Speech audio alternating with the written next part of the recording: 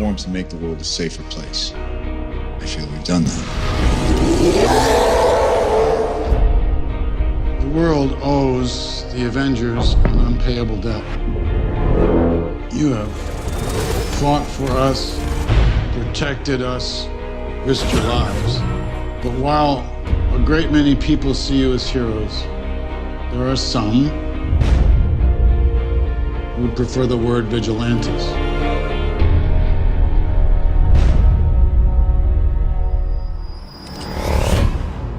When we were sitting down and beginning to think of the third Captain America film, we realized that Winter Soldier and the fact that audiences had embraced that film all around the world gave us the leeway to do things that were tonally somewhat different than we'd done in our films in the past, but also do things that have incredible repercussions for the films to come. There's one storyline from the comics that is the epitome of bringing the Marvel characters to a turning point, and it's Civil War. Iron Man and Cap have such a good juxtaposition. They come from such opposite worlds in their beliefs and their personality, and it just builds this really wonderful friction. The concept of Civil War is very important to us. We felt like we needed to go in a radical direction if we were going to do another Captain America film. When you flip through the issues of Civil War, you'll have, in any given panel, a dozen characters fighting a dozen characters. And there are hundreds of characters over the course of that 7-issue book. It was always led by character, and then spectacle would follow. Marvel and Kevin, particularly, don't mind the big swings. So the thing that maybe some people might step away from and say, oh, it's too early for this, or we don't have enough characters, or whatever, that we couldn't possibly do that, they go, let's try it. And in trying it, and in developing it, we all, oh, this won't be exactly like the comic, but boy, this will be pretty cool. By this point, people know Steve Rogers very, very well. People know Tony Stark very, very well. We know how they work together, and we know that they have some issues with each other. They're very, very different people. You know, you may not be a threat, but you better stop pretending to be a hero. A hero? Like you? You're a laboratory experiment, Rogers. The book, Civil War, is so grounded in this idea of Captain America leading one side versus Iron Man leading the other side that we just felt that if we were going to try it in the MCU, it was critical that we had those two components. Civil War became the overriding principle. It was like, we do realize we need Robert. Wow, it's so weird how you run into people at the airport. Don't you think that's weird? Definitely weird. To me, what's super exciting is like Cap needs to grow and change and have darker, more complex challenges. And I think for Tony, it's like, you know, what are the real world challenges and ramifications of dealing with superheroes on planet Earth? There's no decision-making process involved for me here. We need to be put in check. Watching the two of them together and seeing them, you know, being in the moment and listening to each other was absolutely so much fun to watch. Everybody is always looking for ways to surprise themselves and surprise audiences about where we can go. And we had a very clear idea about how we wanted to do that with this movie. And I think once Robert got into that, he became very, very excited about it. And he's been an amazing collaborator on this film. It's no secret, I love Chris Evans. I deeply respect the guy, and I learned from working with him. And he's also really reverential to me, which goes a long way. Downey might be my favorite actor. And it's just, it's such a, you know. I'm glad we spoke.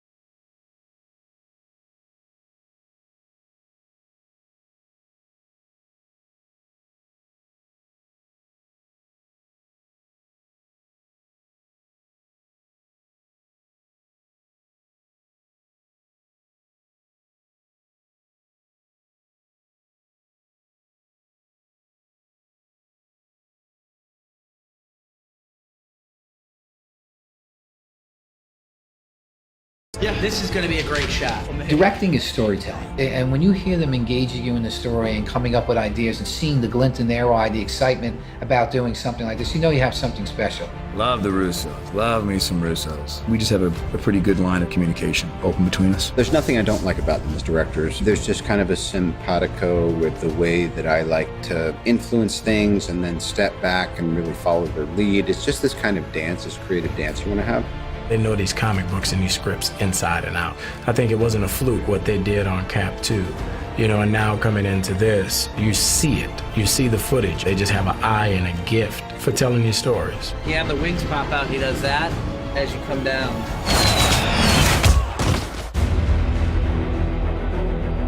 We're here on day one on set, and what we're working on right now is the first fight between Captain America and his rival, Winter Soldier. You gotta get out there. Oh shit! And then he got. We want these fights to be big character moments. We don't want there to be fighting just for the hell of fighting. There's a lot of story coming into these fights. And Sebastian in the last one did a bit of fighting, quite a bit, but not as much as he did on this one. Seb put in so much work in pre-prep to train these fights. With Chris the same.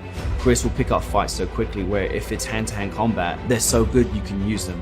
And that is a better way to shoot fights because you see more of the actor, you can shoot wider, you don't have to hide anything when it's your real actors doing this combat.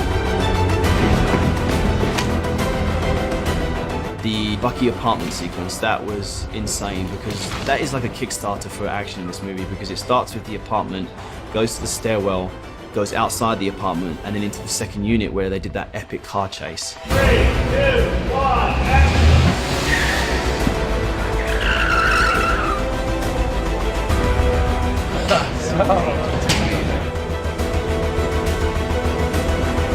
Next, Toby just slips his arm in right before he jacks out the door.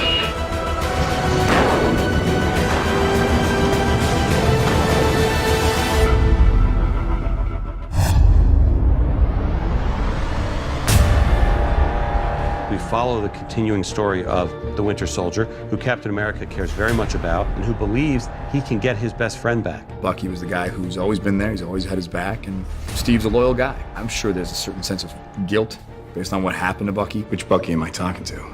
Your mom's name is Sarah. You used to wear a newspaper in your shoes.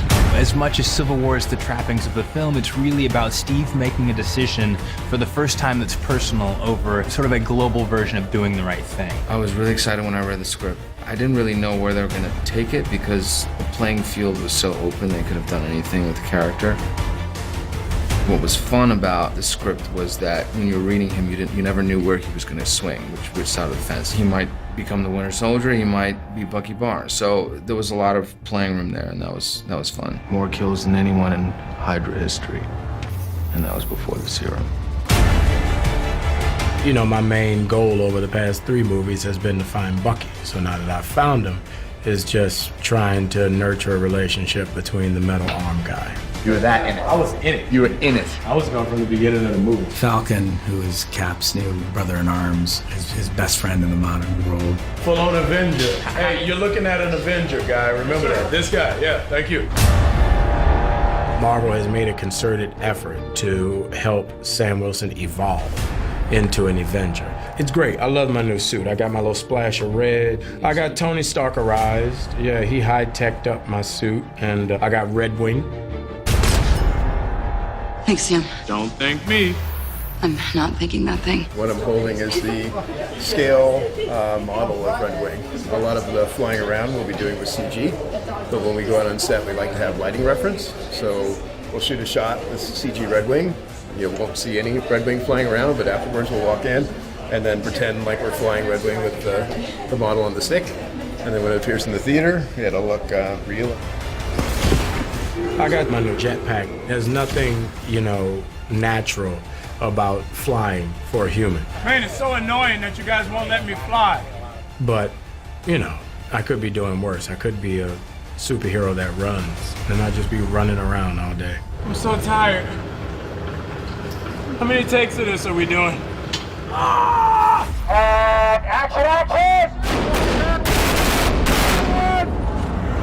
There's a giant set piece that opens the film in Lagos, Nigeria, which is a lot of fun. Our amazing locations team found this back lot, essentially, where we built Lagos, Nigeria, which wasn't an easy feat. When you're able to film in places that are a 360-degree real environment, it allows the cameramen a lot more freedom as to how they frame shots. It allows the stunt guys to really build things in an environment that's real, that gives them scale, so that when you see the film, it's really gonna feel as if you've gone to Africa. Where we at? We're back in Lagos.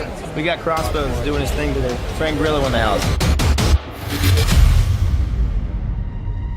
I thought this would be a great opportunity to have just an unapologetic, murderous, venomous villain who could kind of stand his ground with these superheroes. Sorry, I don't work like that anymore.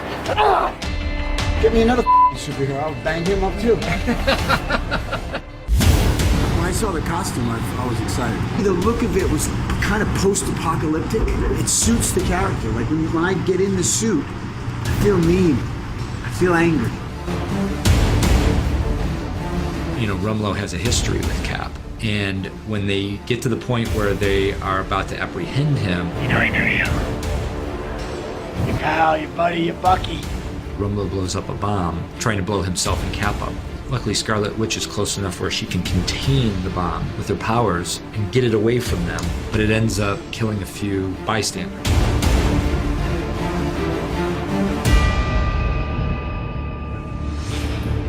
I remember reading it and being really excited by my character's just arc in general. I like the idea of her being terrified of her own abilities.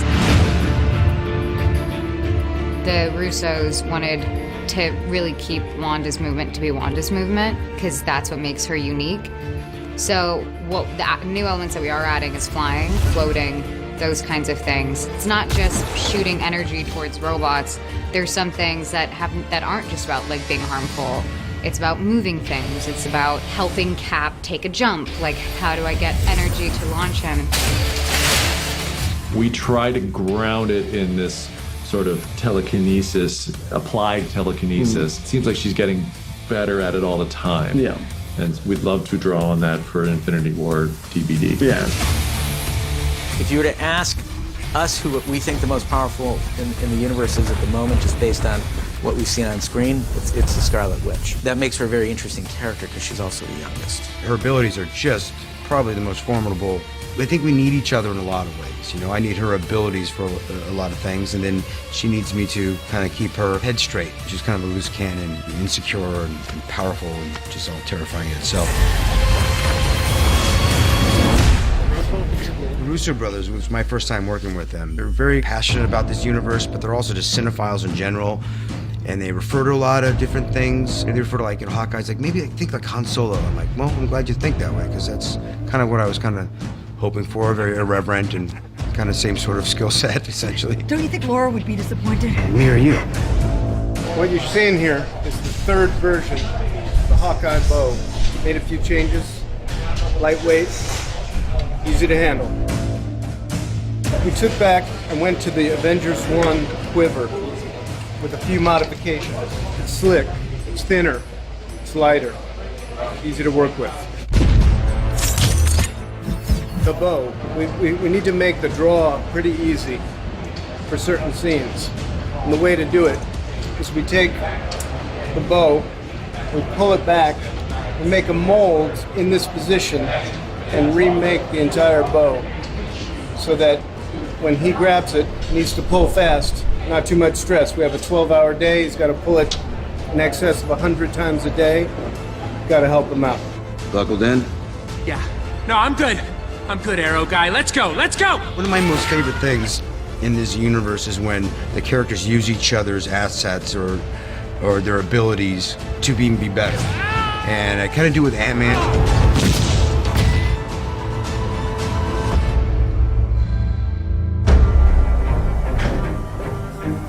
Put a little coffee in him, but he's all right. Right? When I showed up here for the first time and was doing a scene with Captain America and Falcon and all of that, it's like, whoa. I turned into a bit of a 10-year-old. It was pretty strange and really cool. And kind of the first time I thought, man, I really am part of it. This is awesome. It's Captain America. You. Right on. I think on the face of it, if you think of Ant-Man, you think, man, he's going to be overmatched when he faces the other Avengers. But the truth is, the power to shrink is something that shouldn't be overlooked. I'm the boss, I'm the boss, I'm the boss. I'm the boss! The new suit is really streamlined and looks a little more high-tech. Now it looks like it's been tricked out and kind of fits in with modern times a little bit more. And it was exciting. You know, I had that same feeling as when I tried it on the very first time in Ant-Man, which is just, I'm looking in the mirror like, this looks awesome. Oh, what the hell was that? The helmet is different. You know, they're no longer the cables that snap back into the back of the helmet. Antennas go up from the bottom now. The regulator is different. There's no dial on it. I think that Hank and Scott have been hard at work really getting this thing fine-tuned. Ant-Man has the history of the anti-Stark sentiment as expressed by Hank Pym and Ant-Man. Guess Hank was right. You never can trust a Stark. He lines up pretty cleanly on Cap's side. You want to surprise the audience, and you want to make some choices that are interesting, because if everyone can predict who's going to be on whose side going into the movie, we didn't do our job right. So there are some, surprising choices made in the film. But also, I would say what was really determinative too was it was really important to us that every single character had a personal, emotional reason for making the choice that they made. That was trackable in their arc from the beginning and end of the movie. And sort of that, I think, was the most fun part of deciding who sided where, was figuring out what on the deepest level could move these characters to go one way or the other. Well, it's not villain versus hero, it's friends, it's family. This is sometimes the most dramatic conflict, when it's people that actually have a history and care about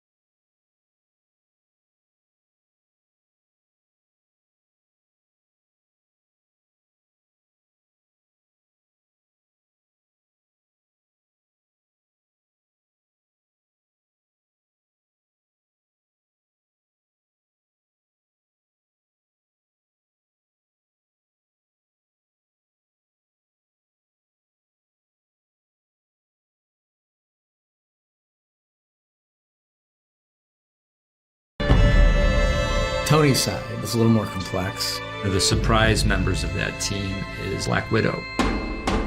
You partially agree with me. I'd like to take that. This is unprecedented. I'm thrilled. She makes an ideological choice rather than an emotional choice. The emotional choice obviously would be the side with Cap. It's painful, I think, that she's, I don't want to say turned her back to Steve, but she's definitely, she's gone a different direction. What are you doing here? I didn't want you to be alone. They do care about each other. They are in some ways a brother and sister, but it doesn't mean they agree about everything all the time. And that's what makes Civil War so compelling, is the people that you would naturally think would flock together are split apart by something that's very real. In the absence of Fury, she's thinking like a Nick Fury in this movie. More guns, which means more headaches for somebody, probably us. What makes this character really heroic is that she's kind of dug her heels in and said, look, I could kind of go down this road, which would be the more desirable road personally, but she chooses this kind of greater calling. And in this film, we really see her move closer to a kind of leadership position. You'll have to understand if we seem a little blindsided. We knew someone was going to have to think one way and then see the consequences of their actions and turn. We chose Natasha as the one who could have a conscience ultimately and say, oh, this is too far. He's a bit torn in her relationship with Tony. I think she really sees Tony very clearly, sees his weaknesses as being a danger for the team. You don't get it, Stark. It's not yours to handle. It's clear you can't be objective. I'm putting special ops on this. What happens when the shooting starts? What, do you kill Steve Rogers? Well, it's great always to bring back a character into the universe who has a point of view and then apply that point of view or alter it slightly, give them a new presentation. What if I told you we were putting a team together? Who's we? We thought it'd be interesting to take General Ross, who was this hard ass, give him a hard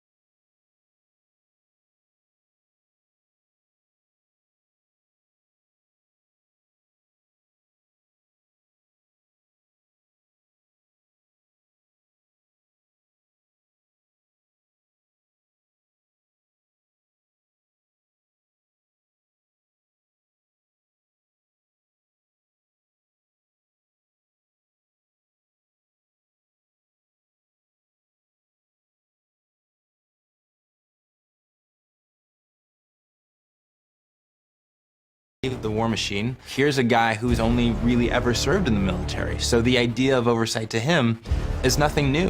Right. 117 countries want to ratify this. You're just like, nah, we got it. Look, how long are you gonna play both sides? There's only one side, Sam. It's usually Rhodey who's trying to pull Tony back, and now Tony is saying, no, I'm kind of on this side, and we need to do it this way. It's nice to have still yet another progression to their relationship. We need to be put in check. Whatever form that needs to take, I don't care. I'm game.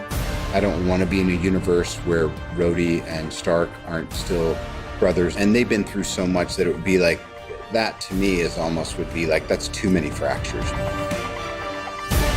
War Machine has a whole new look. He's a lot bulkier than he was in the previous movies. It feels like he's back to like being a full-size, almost wearable tank in a lot of ways. Sorry, Cap, this won't kill you, but it ain't gonna tickle either.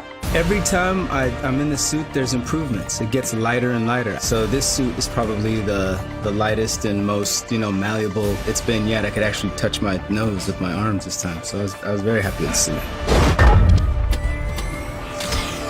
Stand down now.